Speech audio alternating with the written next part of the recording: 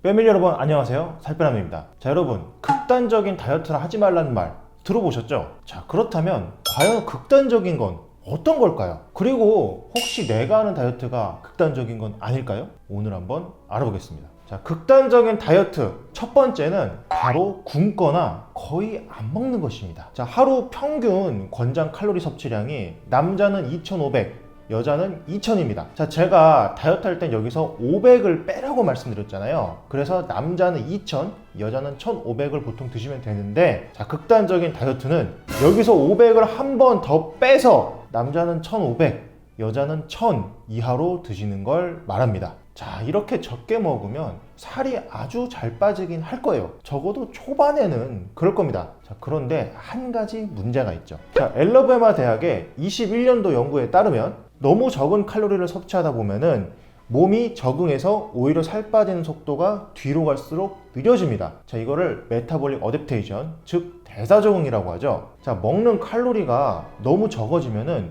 우리 몸 안에 근육하고 장기에서 에너지를 덜 쓰기 시작하고요. 그러면 살이 점점 덜 빠지게 되고, 심지어 나중에는 조금만 먹어도 살이 더 쪄버릴 수도 있습니다. 자, 적게 먹는 정도가 아니라 아예 굶었다. 자, 그렇게 하면은 아까 말씀드린 대사 적응이 더 빨리, 더 강하게 찾아오게 됩니다. 거기에 더해서 영양 실조가 오면은 몸에 심각한 문제가 오게 되는데요. 자, 일단 건강적으로 문제가 생기면 탈모라든지 여러 문제가 생길 수도 있고, 그리고 정신적으로도 취약해져서 이 폭식에 더 취약해지게 됩니다. 자, 그래서 폭식을 하게 되면은 살쪘던 게 다 도루묵이 되거나 아니면 오히려 더 쪄버리게 될 수도 있죠. 자, 미네소타 기아 실험이라고 해서 아주 유명한 실험이 하나 있는데, 자, 굶은 것도 아니고요. 자, 하루 초절식으로 1560칼로리를 먹으면서 실험을 해봤습니다. 그랬더니 거의 모든 피험자가 음식에 대해서 집착이 생겼고요. 또 집중력, 이해력, 판단력이 떨어졌습니다. 심지어 어떤 피험자는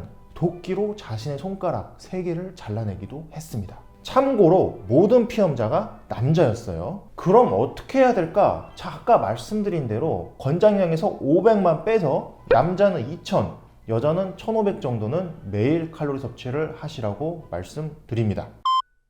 극단적인 다이어트 두 번째는 지나치게 강한 강도로 운동을 하는 것이죠. 자, 2011년도에 미국 육군의 군의관들의 연구에 따르면 고강도의 신체 활동과 다이어트가 병행되면 면역력을 매우 많이 약화시켰고, 바이러스에 대한 저항력도 매우 크게 떨어졌다고 경고합니다. 자, 그러면서 다이어트를 할 때는 고강도의 운동은 하지 마라 라고 권고를 하죠. 그리고 애초에 체중 감량에 있어서 식이요법이 70에서 80%, 그리고 운동이 20에서 30%를 차지하기 때문에, 자, 운동만을 강하게 해서 체중 감량을 하겠다는 것은 잘못된 발상입니다. 물론 다이어트 할 때 운동이 중요하지 않다는 뜻은 절대 아니죠. 자, 운동이 근손실 방지, 요요 방지, 정체기 극복, 건강 유지, 이 4가지 방면에 대해서 굉장히 중요하기 때문에 다이어트의 운동은 물론 중요합니다. 하지만 체중 감량에 있어서는 비중이 적으므로 너무 지나치게 많이 하지는 말아라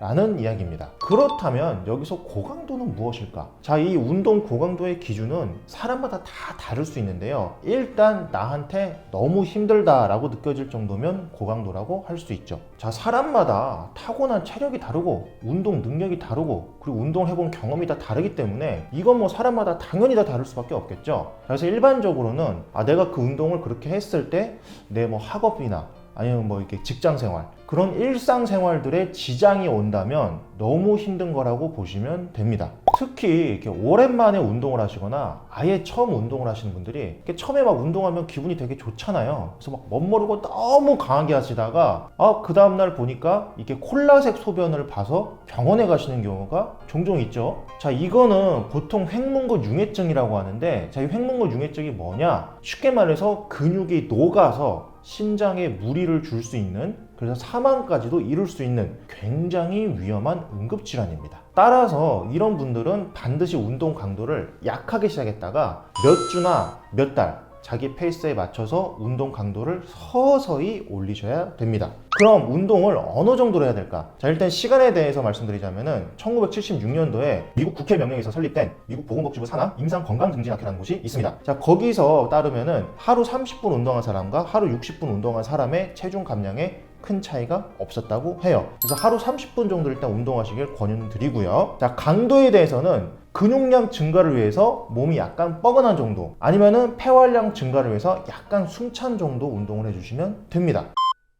극단적인 다이어트 세 번째는 살을 너무 빨리 빼거나 아니면 너무 많이 빼는 것입니다. 자, 상식적으로 생각을 해보셔도 막 너무 짧은 기간 안에 살을 너무 빨리 빼는 거나 아니면 살을 너무 많이 빼가지고 막 거의 뼈밖에 안 남았다. 자, 이러면 사실 건강해 보이지는 않겠죠. 일단 빠르면 좋을 것 같은데, 아니 빠르게 빼면 도대체 뭐가 문제냐. 자, 일단 모발 다이어트, 즉 탈모가 될 수도 있고요. 거기에 뭐 감기, 면역력 저하, 생리 불순, 변비 등등 다양한 문제가 생길 수 있습니다. 거기에 더해서 요요가 올 확률도 올라갑니다. 왜 그럴까? 자, 이것은 몸의 항상성 때문인데요. 자, 우리 몸의 체온도 항상 36.5도 정도를 일정히 유지하려고 하고, 너무 낮아지면 올리고 너무 올라가면 내려가려고 하죠. 마찬가지로 체중도 일정한 정도를 유지하려는 습성이 있습니다. 자, 그래서 이게 너무 빨리 떨어지면은 몸에서는 비상 상태로 파악을 하고 몸에서 각종 문제가, 그리고 요요도 더 빨리 오게 되는 거죠. 그럼 어느 정도를 빼면 될까? 자, 구체적으로는 한 달에 2에서 4.5kg 정도, 그리고 퍼센테이지로 따지면은 내 몸무게의 3에서 5% 정도를 빼시면 적당하다고 봅니다. 그럼 너무 많이 빼면 문제라는 건 또 뭐냐? 자, 체지방률이 적으면 적을수록 여러분들이 좋아하는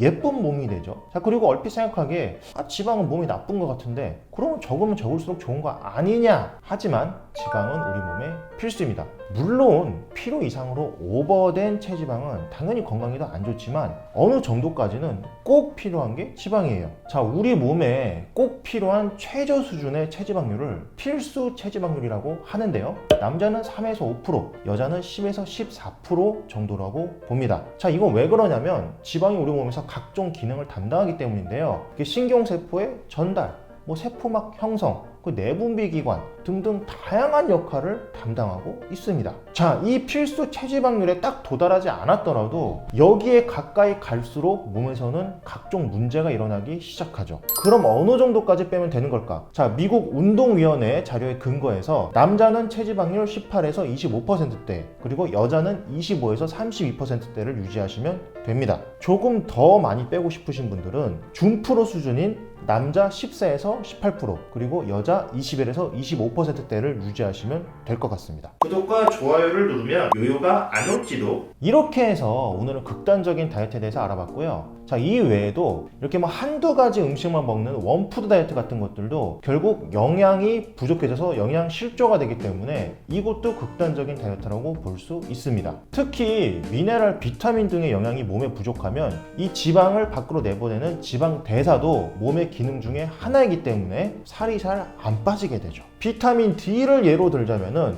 218명의 비만 여성을 1년간 관찰한 연구에서는요, 비타민 D를 섭취한 쪽이 3.2kg 더 감량되었고요. 또 4,600명의 고령 여성을 대상으로 4.5년간 진행한 연구에서도 비타민 D가 체중 감량에 도움이 되었다는 결과가 나왔습니다. 자, 그런데 극단적 다이어트도 좀 생각을 해보면 그냥 좀 빨리 해보고 싶어서 남들보다 조금 더 노력을 해보는 건데 그렇게까지 얘기할 필요가 있나? 자, 그러실 수도 있잖아요. 자, 그런데 다이어트에서는 이게 틀린 생각입니다. 왜냐하면 다이어트의 대상은 우리 몸이잖아요. 근데 우리 몸은 자연이 정해준 원리와 원칙대로 흘러가는 거지 우리 욕심대로 따라주는 게 아니기 때문입니다. 자연이 정해준 이 원리를 벗어나서 우리 욕심이 가는 대로 이렇게 하다 보면 우리 몸에는 반드시 문제가 오게 돼 있죠. 그래서 항상 극단적인 다이어트보다는 정석적인 다이어트가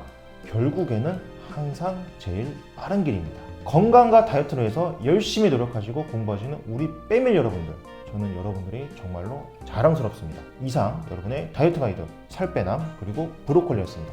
감사합니다.